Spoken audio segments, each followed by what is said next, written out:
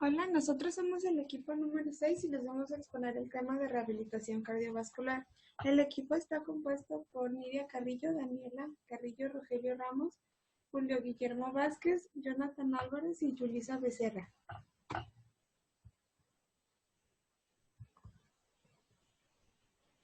Bueno, ahora la agenda.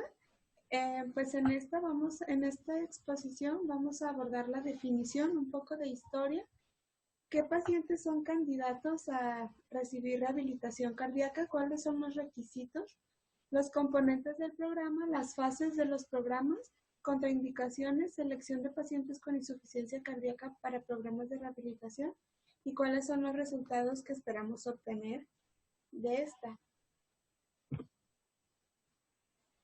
Y bueno, primero definiendo lo que es la rehabilitación cardiovascular, esta va a ser un conjunto de actividades programadas y diseñadas por un grupo interdisciplinario de trabajadores de la salud con el fin de ayudar al paciente cardiópata a limitar el daño provocado por las enfermedades cardiovasculares.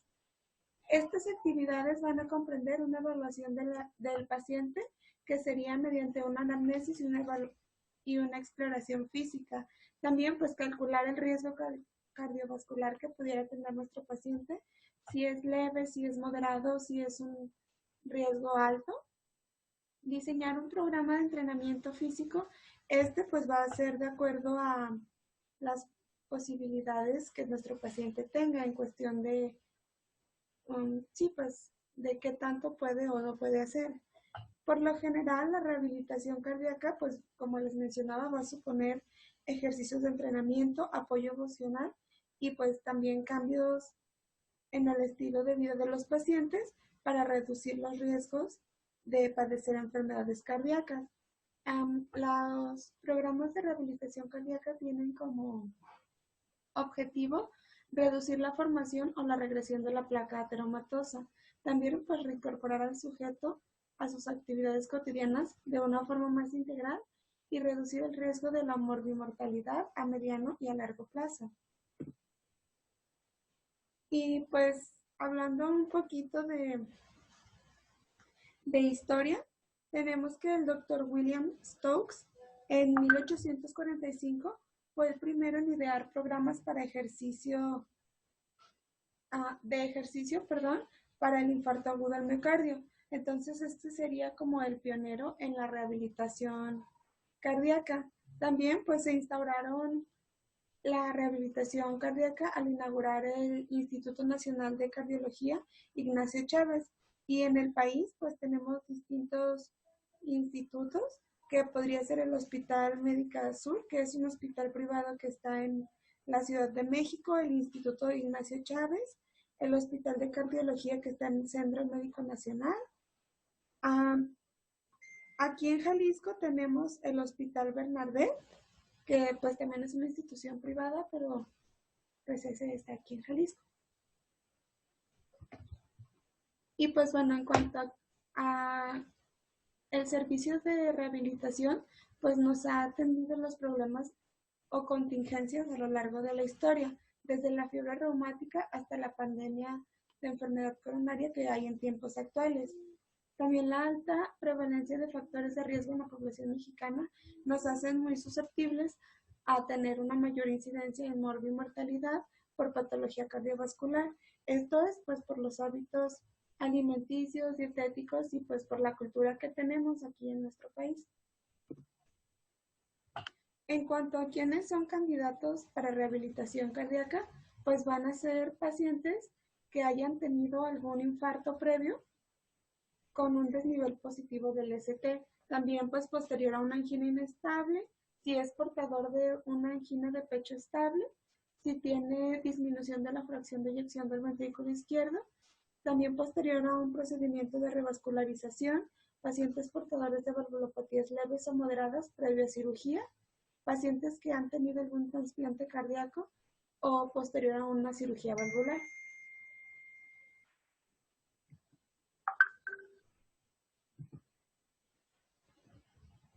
Bueno, y ahora pasando a lo que es la estratificación general del riesgo vascular, Tenemos que esta se basa en la utilización de la historia clínica del paciente para poder encontrar los antecedentes, puesto que son muy importantes para poder establecer así una prevención y un buen tratamiento.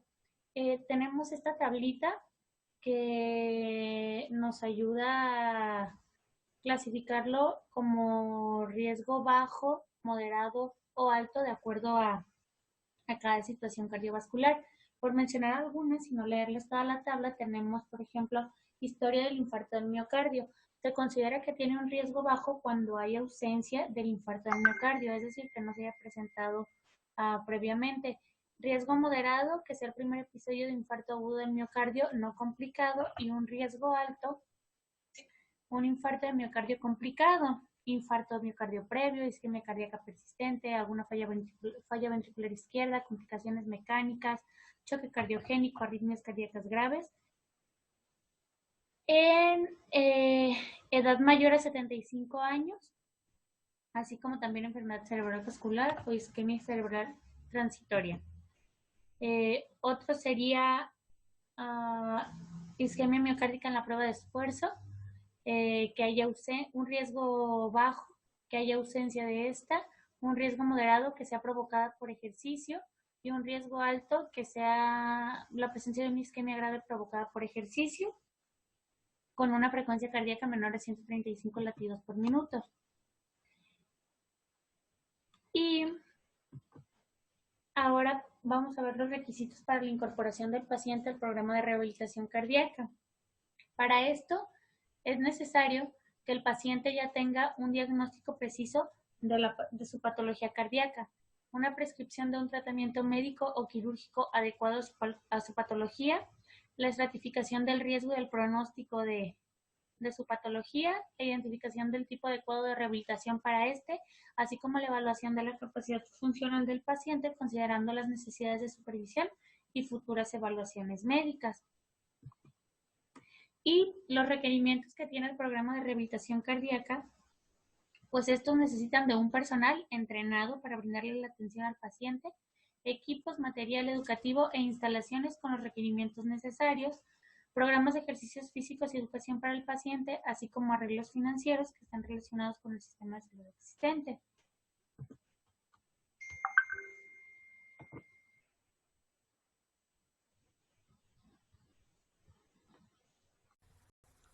Los programas de rehabilitación cardíaca tienen dos grandes componentes, el entrenamiento físico y el control de los factores de riesgo cardiovascular. Los programas de rehabilitación suelen dividirse en tres fases, la fase 1 que es la hospitalaria, la fase 2 que es la etapa temprana externa y la fase 3 que es la etapa externa tardía.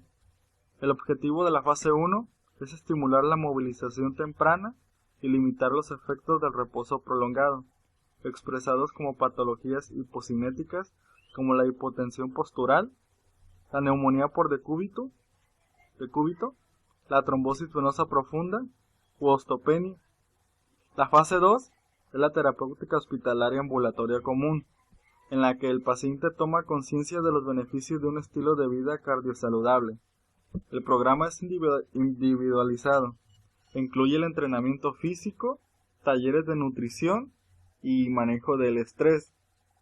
Cada paciente que ingresa a un programa de este tipo se debe someter a una valoración completa de su caso, que incluirá una prueba de ejercicio y el cálculo del riesgo cardiovascular, así como evaluaciones clínicas y paraclínicas, en las que se efectúan algunos de los siguientes exámenes: ecocardiograma, prueba de esfuerzo, Holter de 24 horas, estudio electrofisiológico, una teleradiografía de tórax, un ecocardiograma, estudios de medicina nuclear, una tomografía de coronarios, resonancia magnética nuclear o cateterismo cardíaco con coronografía, y el médico ya decidirá qué estudios requiere cada caso. En general, estos programas se pueden utilizar en diversas patologías y condiciones, desde sujetos que solo presentan factores de riesgo cardiovascular en ausencia de cardiopatía, hasta los más graves, como enfermedades de alto riesgo. Y ahora, ¿dónde se realiza cada una de estas etapas? En la fase 1, la etapa hospitalaria, posterior a un evento cardiovascular hasta su alta a domicilio. La fase 2, o la etapa externa temprana, se realiza en las unidades de rehabilitación con una duración entre 3 a 12 meses. Y la fase 3, o etapa externa tardía, se realiza en los servicios de rehabilitación y preventivos externos en domicilio o con grupos de autoayuda. Previo a un programa de rehabilitación cardíaca, es necesario realizar una estratificación de riesgo. Las directrices de la estratificación de riesgo publicadas por la Asociación Americana de Cardiología utilizan 4 categorías de riesgo para realizar ejercicio con base en las características clínicas de la persona e incluye las siguientes contraindicaciones. La clase A. En la clase A son personas que están aparentemente sanos y en los que no hay evidencia clínica de aumento de riesgo cardiovascular durante el ejercicio. La clase B son personas que tienen enfermedad coronaria establecida, pero que se encuentran clínicamente estables. Esos individuos tienen un riesgo bajo de complicaciones cardiovasculares durante el ejercicio vigoroso. La clase C son las personas de riesgo moderado o alto de complicaciones cardíacas durante el ejercicio, en virtud de la historia de múltiples infartos de miocardio o paro cardíaco, clase funcional 3 o 4, capacidad de ejercicio de menos de 6 MED o isquemia significativa en la prueba de esfuerzo. En la clase D se engloban aquellos pacientes con enfermedad inestable que requieren restricción de la actividad y para quienes el ejercicio está completamente contraindicado. Ahora comenzaremos a hablar sobre la primera fase del programa de rehabilitación cardíaca. Esta primera fase está encaminada a los pacientes hospitalizados que han sufrido cardiopatía coronaria, infarto de miocardio o que fueron sometidos a procedimientos como una angioplastía coronaria, cirugía de revascularización coronaria, trasplante cardíaco y o cirugía de corrección valvular para que se recuperen y reintegren a su vida diaria. Durante la estancia hospitalaria el paciente lleva a cabo diferentes rutinas diseñadas para la reanudación de actividades cotidianas de forma independiente. Se inicia con movilización temprana del enfermo para evitar el deterioro físico y las complicaciones del reposo prolongado, como la disminución de la capacidad funcional, la hipotensión, la éstesis venosa, la trombosis o embolismo pulmonar, osteoporosis, debilidad muscular o embolismo o alteraciones articulares, así como alteraciones psicológicas como la depresión y la ansiedad. Además, el equipo multidisciplinario enseña al paciente y a sus familiares la modificación de factores de riesgo cardiovascular para obtener una condición cardiosaludable y al mismo tiempo una mejor calidad de vida y un mayor compromiso a largo plazo con su salud. La fase 1 de este programa, a su vez, se subdivide. La primera subdivisión es el periodo agudo. Este periodo dura alrededor de 1 a 2 semanas según la evolución. Luego, el cardiólogo reevalúa al paciente. El periodo subagudo tiene una duración variable, de 1 a 2 semanas. La fase de transición es desde la alta hasta el comienzo de la fase 2. Es aquí donde se establecen actividades tras el alta. En el periodo agudo, el paciente puede asearse, puede comer solo, puede sentarse al borde de la cama, puede realizar fisioterapia, que sean ejercicios pasivos o de respiración diafragmática. Puede realizar paseos por la plancha, no aumentar más de 101 latidos por minuto. En el periodo subagudo, el paciente puede caminar, se puede considerar bajar de 1 a 2 pisos y subir como máximo 1. Puede realizar ejercicios activos de flexoextensión y se lleva a cabo una terapia de emociones, sueño, reposo y actividad sexual. En el periodo de transición, este se extiende por no más de 6 semanas, luego del alta, tratando de que sea lo más breve posible. Se dejan establecidas las actividades en el ámbito familiar y social y se le encamina para un rápido ingreso a un programa supervisado de actividad física. Mientras tanto, realizará caminatas suaves y progresivas, más ejercicios de flexo-extensión y, claro, con el control con su cardiólogo tratante. En la fase 1 tenemos diferentes etapas, posiciones, movimientos, deambulación y tipo de actividades que va a realizar. En la etapa 1 pues tenemos la posición que es sentado en la cama con un respaldo en una inclinación de 45 a 90 grados. La movilización son pasivo-asistidas en todas las extremidades, dorsiflexión y plantiflexión activa. La deambulación en este caso no se realiza. Y los tipos de actividades básicas que puede realizar es como lavarse la cara, dientes, comer sentado, siempre con un soporte en la espalda.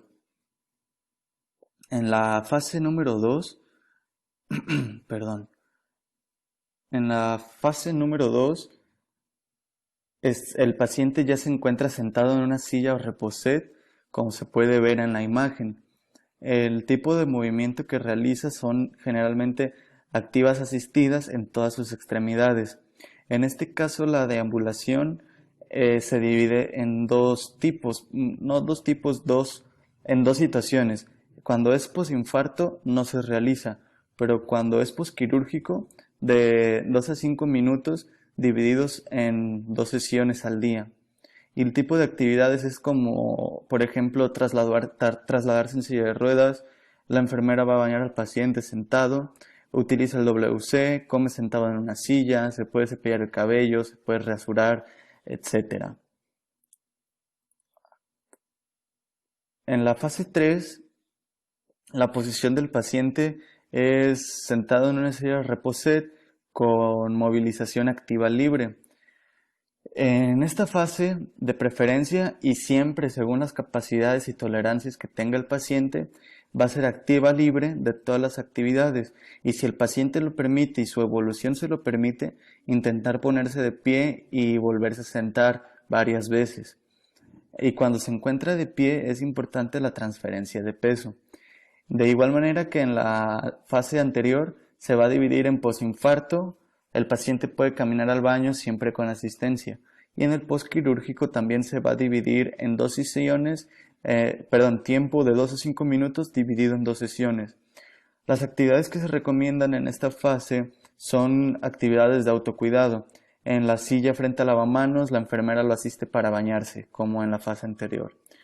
En la última fase, la posición del paciente es sentado en la silla o reposet con una movilización activa libre. En este caso es una activa libre o resistida contra cierta resistencia ligera. En este caso podrían ser abdominales en posición sedante. De igual manera se va a dividir en el posinfarto. Aquí ya va a realizar actividad de 2 a 5 minutos dividido en 2 sesiones. En caso del posquirúrgico van a ser actividades de 5 a 7 minutos dividido en 2 sesiones. En este caso el tipo de actividades son sin ayuda para bañarse, las actividades de higiene personal normal como el lavado de dientes, lavado de cara, todas esas actividades que el paciente usa de su higiene personal y el vestido de prendas superiores en bipedestación. En cuanto a la etapa 3, en cuanto a su posición, va a estar sentado en silla, movilización activa libre. En cuanto a movilización, va de preferencia y según la tolerancia del paciente, va a ser activa libre en todas las extremidades, va a intentar ponerse de pie y volverse a sentar de pie con transferencias de peso. En cuanto a deambulación, posinfarto, va a caminar al baño con asistencia. En cuanto a postquirúrgico, va a ser de 2 a 5 minutos, dividido en 2 sesiones. En sus actividades de vida diaria, las actividades de autocuidado en silla frente al lavamanos, y la enfermera lo va a asistir para bañarse.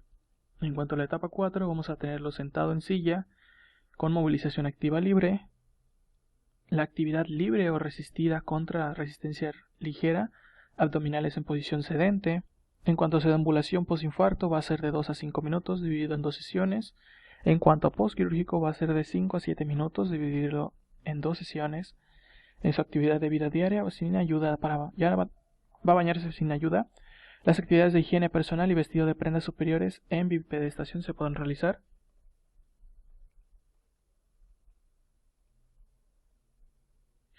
En cuanto a la etapa 5, su posición va a estar en bipedestación. Su movilización va a ser activa libre o resistida contra resistencia ligera. En cuanto a su deambulación postinfarto, va a ser de 5 a 7 minutos. Puede subir escaleras y bajarlas con 6 escalones. En cuanto a su postquirúrgico, una actividad de 5 a 10 minutos. Y va a subir escaleras de 6 escalones. En cuanto a su actividad de vida diaria, va a ser sin ayuda, se va a seguir bañando, actividad de higiene personal en bipedestación y va a estar vestido completo. En cuanto a las etapas 6 y 7, la posición va a estar en bipedestación con mayor incremento del ritmo de los ejercicios. Su movilización va a ser activa, libre o resistida. En cuanto a la deambulación post-infarto en la etapa 6, va a ser de 5 a 7 minutos y podrá subir y bajar escalones de 6 a 12 escalones. En cuanto a postquirúrgico, la actividad va a ser de 10 a 15 minutos y va a poder subir de 6 a 12 escalones. En cuanto a su actividad de vida diaria, el paciente es independiente para realizar sus actividades de autocuidado. En cuanto a la etapa 7, en cuanto a la deambulación, postinfarto va a ser de 10 a 15 minutos y puede subir y bajar 14 escalones. En cuanto a la deambulación postquirúrgica, será de 5 a 20 minutos y podrá subir hasta 14 escalones. En cuanto a la fase 2 del programa de rehabilitación cardíaca, la práctica de ejercicios físicos en paciente con cardiopatía es muy baja, en gran parte debido a la buena selección y estratificación de los enfermos, la cuidadosa supervisión de las sesiones de ejercicio, la pronta reanimación en aquellos que presenten paro cardiorrespiratorio. El trabajo físico de los pacientes debe ser planificado de forma individual, teniendo en cuenta edad, sexo, enfermedades asociadas, grado de inactividad, etc., pero se pueden formular lineamientos generales que deben de respetar los siguientes criterios. El primero es el calentamiento con ejercicios de flex o extensión durante 10 a 15 minutos. El número 2 son ejercicios aeróbicos, ya sea en cinta o bicicleta, durante 20 a 30 minutos. En pacientes con negatividad electroclínica, los ejercicios deben de ser entre 75 al 85% de la frecuencia cardíaca máxima, o entre el 70 al 85% de la frecuencia cardíaca máxima teórica para la edad. En pacientes con positividad electroclínica, los ejercicios menores a 75% de la frecuencia cardíaca máxima alcanzada, o bien no sobrepasar el umbral de isquemia, pero siempre intentando alcanzar un nivel próximo a este con el fin de ir elevando progresivamente. En cuanto al periodo 3, en un periodo de relajación o vuelta a la calma durante 8 a 10 minutos, vamos a tener concomitantes como programas de instrucción a los pacientes, estimulación a complementar la rehabilitación cardíaca con trabajo domiciliario, apoyo psicopedagógico, enseñar al paciente a controlar los grados de esfuerzo, control de la frecuencia cardíaca, escala de Borg, aprender a respetar siempre los tiempos de la digestión, enseñanza sobre el correcto uso de la indumentaria deportiva. En cuanto a la progresión de la actividad física, vamos a tener aumento de la duración hasta 45 minutos de la actividad aeróbica continua o intermitente. Los ejercicios en bicicleta o cinta podrán realizarse con protocolos de trabajo continuo e intermitentes. Ambos son eficaces para generar entrenamiento. El primero se basa en la actividad física con carga del trabajo constante, alternando con periodos de reposo absoluto, y el segundo, al trabajo continuo, se le intercalan periodos cortos de alta intensidad y luego periodos de menor intensidad para procurar la recuperación. No se realizan suspensiones al mismo. Ciertos autores refieren mayor rapidez y eficiencia del efecto del entrenamiento en esta metodología. Bueno, continuando con la siguiente parte de la fase 2 del programa de rehabilitación, vamos a encontrar las actividades deportivas recreativas. Luego de las 8 a 12 semanas debemos de hacer una valoración de introducción al circuito de ejercicios para mejorar tanto la tonicidad y la resistencia, ya sea por un trabajo de pesas isotónicos, de bajas cargas y de muchas repeticiones. Al final se debe hacer una ergometría de control. La ergometría de control va a ser la prueba de esfuerzo o se puede hacer cualquier otro estudio funcional que se vaya a meritar. En esta etapa se insiste en dos puntos principales, en un apoyo psicosocial y en un apoyo para la reinserción laboral. Pasando a la fase 3 del programa de rehabilitación cardíaca, vamos a continuar con una actividad física que no sea menos de 4 o 5 veces por semana, ya sea en gimnasio o en domicilio, siguiendo los lineamientos de la fase 2 y agregando actividades en equipo. Se puede iniciar con caminata, con bicicleta o con actividades recreativas, ya sea natación, voleibol, tenis Y también podemos hacer ejercicios de flexibilidad o entrenamiento de resistencia. Debemos recalcar que dicha actividad no debe ser menor a 5 metros y debemos de hacer una reevaluación médica a los 3, 6 y 12 meses. Volvemos a hacer nuestra prueba de esfuerzo o ergometría cada 6 o 12 meses según la evolución clínica que tenga nuestro paciente. Existen unas contraindicaciones para la prueba de ejercicio. Estas se van a dividir en dos, en absolutas o relativas. Vamos a iniciar con las absolutas, que va a ser como el infarto agudo de miocardio, la angina inestable, arritmias no controladas, estenosis aórtica severa, insuficiencia cardíaca sintomática, embolia o infarto pulmonar, miocarditis o pericarditis, endocarditis activa, disección aórtica aguda, estado mórbido no cardíaco, estenosis del tronco de la coronaria izquierda y estenosis valvular moderada. En cambio, en las relativas vamos a encontrar algunas anomalías electrolíticas, hipertensión arterial sistémica grave, taquiarritmias o bradiarritmias, miocardiopatía hipertrófica, impedimento tanto físico o mental y un bloqueo auriculoventricular avanzado. Vamos a encontrar también unos efectos positivos del entrenamiento y estos se van a clasificar en dos, ya sea por un nivel central o periférico. Y en el nivel central vamos a tener en el incremento o menor deterioro de la función ventricular. Y a nivel periférico vamos a tener una mejoría en la función del endotelio arterial, un aumento en la capilaridad muscular, un aumento en el tamaño y número de mitocondrias, en las crestas mitocondriales, en la capacidad oxidativa y en la diferencia arteriovenosa de oxígeno. Vamos a tener también una elevación del umbral de angina por un descenso de la frecuencia cardíaca y de la presión arterial sistémica.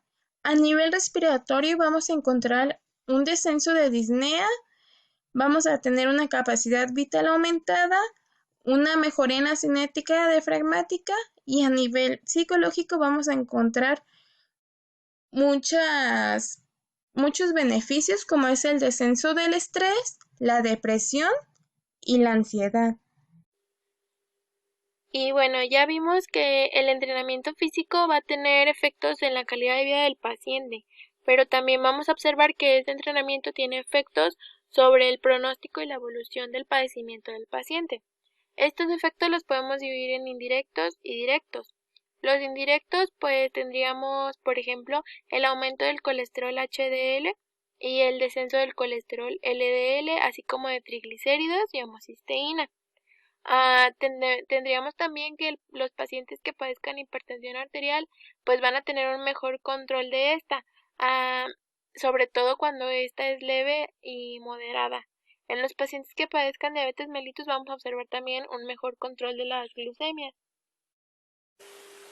Y bueno, en cuanto a los efectos directos, vamos a ver que en los pacientes con entrenamiento físico se van a manifestar a dos niveles.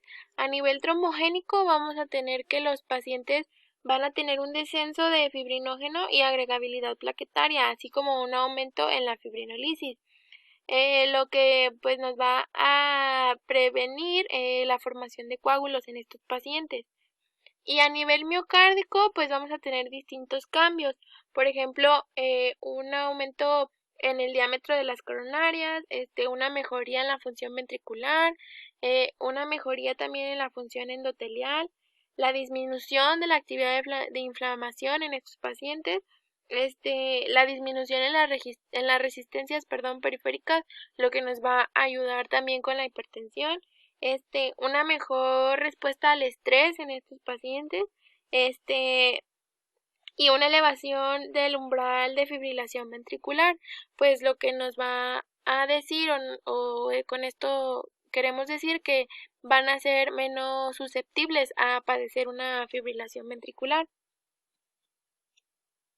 Aquí agregué la tablita que venía en la bibliografía, la pueden checar, aquí están todos los efectos que les mencioné, más algunos otros, directos e indirectos. Y bueno, ahora vamos a hablar sobre cómo es la selección de los pacientes que padecen insuficiencia cardíaca para ingresar a un programa de rehabilitación, así como de algunas características que tendrían que tener estos programas para que puedan ser efectivos para estos pacientes. Y bueno, en general se podría decir que todos los pacientes que se encuentren estables y que tengan un consumo de oxígeno por encima de los 15 mililitros por kilogramo podrían ser incluidos en un programa de rehabilitación. Pero aquí agregamos una tablita en la que se observan los criterios de inclusión y exclusión. En cuanto a los de exclusión, pues tenemos que si el paciente padece una miocarditis autoinmune que sea activa, pues lo dejaría fuera de un programa de rehabilitación, no podría realizarlo, así como si tiene una cardiopatía obstructiva y alguna arritmia maligna. En cuanto a los de inclusión, pues ya les mencioné que en general, si se encuentra estable y tiene un consumo de oxígeno por arriba de los 15 mililitros por kilogramo, pues podría comenzar con un programa. Así también como si tiene un tratamiento médico que sea efectivo para su padecimiento. Aquí tenemos una tablita que nos habla sobre las consideraciones que se deben de tener en cuenta para crear un programa de ejercicio para un paciente con insuficiencia cardíaca. En este punto debemos tomar en cuenta que todos los pacientes son diferentes, así que este programa de ejercicio deberá ser individualizado para este paciente. Es decir, no todos los pacientes van a reaccionar de la misma manera ante la actividad física, así es de que se deben de tener especificaciones muy precisas en dependencia de las necesidades del paciente. Aquí tenemos esta tablita donde se observan las 5 consideraciones que se deben de tener en general para un programa. Y bueno, vamos a tener que el periodo de entrenamiento, para empezar debe ser supervisado y puede ir de 2 a 4 semanas. De preferencia se podría realizar en una unidad de rehabilitación cardíaca. Esto especialmente en pacientes que se encuentren más deteriorados, pues así tendrían como una vigilancia más estrecha con el personal médico. También se deben de planificar programas que sean dinámicos para los pacientes y de igual manera individualizados, como les comentaba, de tal manera que cada paciente tenga intervalos diferentes, con una fuerza diferente y que utilicen la musculatura respiratoria de manera diferente, en dependencia de la patología, que en este caso sería insuficiencia cardíaca. También las duraciones de las sesiones pueden ir de diferente cantidad de tiempo. Aquí menciona que van desde 30 hasta 45 minutos. La frecuencia semanal de la actividad física pues puede ir de 3 a 5 sesiones durante 4 semanas si se realiza en la unidad y posteriormente se pueden programar 3 a 5 sesiones por semana que se realicen en el domicilio, y esto lo va a realizar por el resto de la vida del paciente, pues la actividad física es importante durante toda su vida. Y bueno, por último, ¿qué esperamos obtener o qué resultados esperamos con la rehabilitación y la actividad física programada para el paciente? De entrada, esperamos la disminución de la mortalidad por causas cardiovasculares, que este sería pues como el principal objetivo. También el mejoramiento de la calidad de vida del paciente, porque como ya vimos, pues la actividad física y la rehabilitación tienen efectos sobre esta, así como la disminución del costo de los tratamientos y de las intervenciones que va a tener el paciente a lo largo de su padecimiento. También vamos a tener una mejoría en la capacidad funcional, aproximadamente una mejoría del 30% en promedio. También vamos a tener que los pacientes van a poder tener un rápido retorno a las actividades laborales antes de que sufrieran algún evento cardiovascular. Esto si ya lo sufrieron o si lo sufrieran, pues evitar el reposo prolongado o el alargamiento de una incapacidad. La disminución del número de nuevos procedimientos a causa de la patología que padecen, la disminución del consumo de medicamentos y exámenes paraclínicos que pues podrían significar un costo más para el paciente, la disminución de las consultas con algunas otras especialidades y la disminución de la morbilidad de las enfermedades cardiovasculares, que esto pues también sería muy importante a este punto en la rehabilitación de los pacientes. Y bueno, estas son nuestras referencias bibliográficas. Esperamos que haya quedado claro el tema y quedamos atentos para dudas.